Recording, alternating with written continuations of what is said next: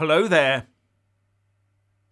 Just as GB News looks set to try and emulate Fox News, up comes Rupert Murdoch to outflank them and set up the real deal, talkTV.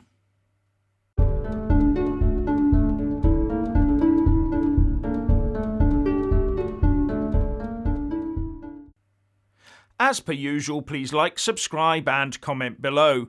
And when subscribing, please do press that little bell, but also select the all option, or you won't get any notifications when I publish a new video.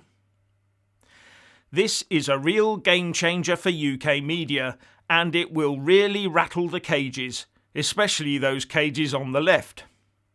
Because from early 2022, Rupert Murdoch's News UK empire will be putting out hourly news bulletins, sports and entertainment shows, as well as current affairs, debate, opinion and documentaries under the umbrella of talkTV, and making the content available both live and on demand to everyone in the UK via TV and personal devices. News UK already owns The Times, The Sunday Times, The Sun, Talk Radio, Virgin Radio and Times Radio, so it has a strength in depth on which to draw from. There will also be a very deep well of money to draw from, probably far exceeding anything that GB News can match. And on top of that, Piers Morgan has been signed up for it too. And there's also the promise of hiring in new talent as well. This will have the left in a real meltdown.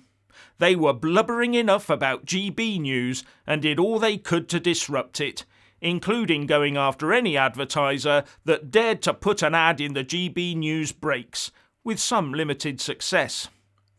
But they are going to find the Murdoch empire a much, much tougher nut to crack. Now I wonder if Andrew Neil... Nah, surely not. And you do have to wonder where this will leave GB News and its Nigel Farage flagship evening show. Now, Piers Morgan put out a statement saying, "I'm thrilled to be returning to News Corp, which is where I began my media career more than 30 years ago. Rupert Murdoch has been a constant and fearless champion of free speech, and we're going to be building something new and very exciting together." As long as it's not just Piers Morgan's version of free speech, though. He does rather like pushing his own thoughts a little bit hard, doesn't he? Especially when backing one specific government agenda. But he will also be presenting a series of true crime documentaries as well. Now, when GB News launched with the hope of the centre-right that it would be a resounding success, it instantly became clear that it had neither the technical nor production capability needed of a professional setup. And it was also light on journalists on the ground. While the BBC tried to keep GB News out of the media pool for film and images. But GB News watchers were content to support it anyway, as the channel fought to sweep out the gremlins and get things on an even keel. But there is still yet a way to go. Murdoch's people will have no problems on any of those fronts, because they're doing it already. And Murdoch can buy in whatever or whoever is needed. Because according to Forbes, the Australian-born media tycoon is worth about $22 billion US, and he's also set up Fox News, News Corp and Sky News. So he knows how far to go, and can also afford all the lawyers he needs when talkTV treads on toes. A formidable opponent for GB News to take on in the same media space. And the question that springs to mind: will talkTV float near the Fox News margins and emulate the hard-hitting Sky News Australia? Or will it go for the middle ground and stay off of Ofcom's radar? In fact, given its strength in depth and expertise, talkTV could do both very easily, which would leave GB News with only one path available for it to go down, to become an almost far-right caricature of itself. That's if there's anyone left in there, or more importantly, any more dosh left to keep it going. The lefty snowflakes have been celebrating the recent deterioration in the fortunes of GB News, but right now I would think they're appalled. Absolutely appalled. It's appalling, they'll say. Can't wait for the inevitable meltdown. Now this morning I said we'd trodden on French and Chinese toes.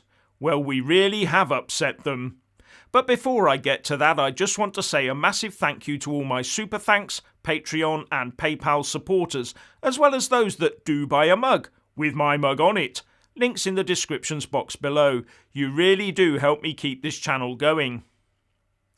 This morning I talked about this new defence alliance between Australia, the UK and the US called, unimaginatively, AUKUS, where the US and UK will assist Australia in developing its own fleet of 8 conventionally armed but nuclear-powered submarines.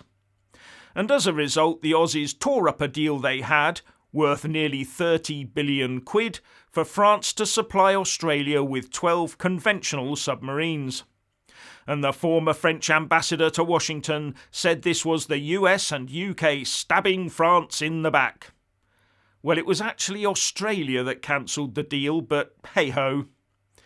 Now the French Foreign Affairs Minister, Jean-Yves Le Drian, and the French Defence Minister, Florence Parly, said in a joint statement, "The American choice to exclude a European ally and partner, such as France, from a structuring partnership with Australia at a time when we are facing unprecedented challenges in the Indo-Pacific region, whether in terms of our values or in terms of respect for multilateralism based on the rule of law, shows a lack of coherence that France can only note and regret." And further, there are now fears of job losses in the French defence and shipbuilding industries. President Macron will soon no doubt be needling us over Brexit and the Northern Ireland Protocol again. And as for the target of the AUKUS project, China, the Chinese Communist Party called it the West going back to the days of the Cold War. But I must stress that Boris Johnson said this is not all about China. A statement the Chinese put out said, "The export of highly sensitive nuclear submarine technology by the US and Britain to Australia once again proves that they use nuclear exports as a tool of geopolitical games and adopt double standards, which is extremely irresponsible. Relevant countries should abandon the antiquated Cold War zero-sum mentality and narrow geopolitical views.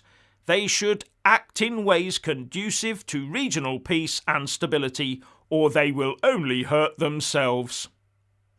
And the warning came that it would be Australian soldiers dying first in any Chinese counter-attack. But the West goes for deterrence against a first strike, not for first strikes. But this has obviously got China rattled. And it seems that Boris Johnson's predecessor, Theresa May, is also rattled about it.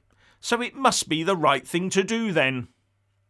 And finally, the Scottish Health Secretary Humza Yousaf, MSP, came a cropper while zipping around on a scooter in Holyrood.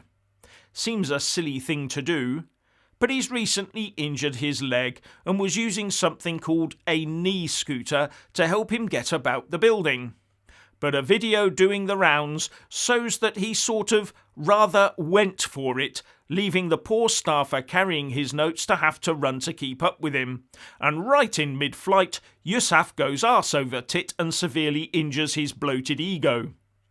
And he was not at all happy with the attention his little escapade attracted on social media, basically saying we shouldn't mock the afflicted. Unlike him laughing at the Scottish Tory MP Douglas Ross taking a tumble when assistant referee in a football match. But just one look at Yousaf and his incident shows he was using the scooter more like a child's racing vehicle than a walking aid. And in a corridor too. So yeah, let's all have a laugh at his expense. So what's your opinion on talkTV? Please like and comment below.